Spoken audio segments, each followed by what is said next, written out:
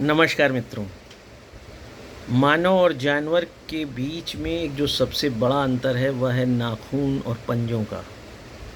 मनुष्य के पास जहाँ पर नाखून होते हैं वहाँ पर जानवरों के पास पंजे होते हैं, लेकिन संस्कृति बनाने के बाद मानव ने इस नाखून को भी सुंदरता का एक सबसे बड़ा आधार बनाया। लेकिन आज मैं इस वीडियो में आपसे बस बहुत छोटी सी बात करने जा रहा हूँ कि क्या नाखून को देखकर भी कुछ जाना जा सकता है, क्योंकि जो नाखून है वो क्रेटीन नामक प्रोटीन से बना होता है। लेकिन अक्सर आपने देखा होगा कि जो नाखून है, वैसे तो आप देखते होंगे कि एक जो सबसे बड़ी या आप कह सकते हैं फिलॉसफिकल बात मैं आपसे कहने जा रहा हूँ कि नाखून जहाँ तक मांस से जुड़ा रहता है, जैसा कि आप इसमें देख रहे हैं, वहाँ तक तो अगर आपको नाखून में चोट आ जाए, नाखून कट जाए तो आपको बहुत दर्द होता है। लेकिन जो नाखून इस मांस से ऊपर निकल जाता है, एडिशनल ग्रोथ जो आप जिसको आप कह सकते हैं, उस नाखून को आप नेल कटर, नहानी, कैंची किसी से काटिए, कोई दर्द नहीं होता है। तो एक फिलॉसफिकल पक्ष तो ये है कि नाखून जीवित वहीं तक महसूस होता है जहाँ तक वो मांस से जुड़ा हुआ है। इसी तरह से मैंने अपने एक वीडियो में लिखा भी है और कहा भी है कि जो समाज से प्रॉपर तरीके से जुड़ा रहता है वही जीवित व्यक्ति है। नहीं तो नाखून के एडिशनल ग्रोथ की तरह वह रहे न रहे किसी को कोई फिक्र नहीं है, उसको लोग काट के फेंक भी देंगे। ठीक इसी तरह से नाखून की जब आप सुंदरता की बात करते हैं तो अक्सर आप देखिए, क्योंकि आज वर्तमान में व्यक्ति को संतुलित आहार की कोई जानकारी नहीं है, वह सिर्फ सोशल मीडिया, वर्चुअल वर्ल्ड या फिर आज की दुनिया में जो होटल कल्चर आया उसके आधार पर अपने जीवन में फूड को महत्व दे रहा है। लेकिन आज आपको यह जानना चाहिए कि अक्सर आपने देखा है कि आपके तो नाखून थे लेकिन भुरभुर भुरा के गिरने लगे, जैसे भुरभुरे से हो जाते हैं, छोटे छोटे टुकड़ों में गिरने लगते हैं। आप समझ ही नहीं पाते मेरे नाखून को क्या हुआ। जब कभी भी आपके नाखून इस तरह से छोटे छोटे टुकड़ों में गिरने लगे या बिल्कुल बुरादे की तरह दिखाई देने लगे तो आप समझ लीजिए आपके शरीर में जिंक की कमी हो गई है, और उस जिंक की कमी को पूरा करने का आप उपाय करें। या फिर कभी कभी आप अपने नाखूनों को देखिए, आपको दिखाई देगा कि एक ट्रांसपेरेंट सी लाइन दिखाई देने लगी है नाखूनों पर।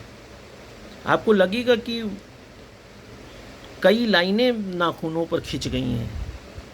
अगर इस तरह की ट्रांसपेरेंट लाइन दिखाई दें तो आप समझ लीजिए कि आपके शरीर में आयरन की कमी है।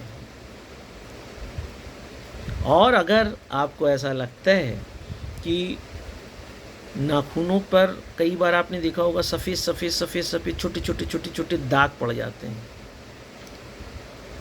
स्पॉट्स कह सकते हैं आप उसको, then you should know the correct cause of this white spot is calcium deficiency, कि आपकी बॉडी में कैल्शियम की कमी है। ये वीडियो सिर्फ इसलिए मैंने बनाया कि आपने अक्सर देखा होगा कि आपके नाखून जो हैं वो काले पड़ने लगते हैं, विकृत से हो जाते हैं। इसका मतलब है आपके शरीर में सिलिका की कमी है, क्वार्ट्ज की कमी है। कई लोगों के नाखून आपने देखा होगा कि समझ में नहीं आता कि यहाँ पर क्यों है। अगर नाखून ये इस तरह से लाल है, मीनिंग देयर बाई कि आपके शरीर में ब्लड है। अगर नाखून नीला हो रहा है तो इसका मतलब है कि जब ब्लड कम होगा तो ऑक्सीजन कम होगी। तो आपको इन छोटी छोटी बातों से, जब आपके शरीर में ख़ास तौर से नमक का एक इम्बैलेंस हो जाएगा तो नाखून के किनारे किनारे आपने देखा होगा थोड़ा सा मांस उखड़ने लगता है और जो बहुत पेन करता है। तो आपको सोडियम कंटेंट पे ध्यान देना चाहिए। तो इस तरह से आपको मैंने जो यह छोटी सी जानकारी दिया कि आप घर बैठे अपने नाखूनों को देखकर ही यह जान सकते हैं कि वास्तव में आपके शरीर में किस चीज़ की कमी चल रही है।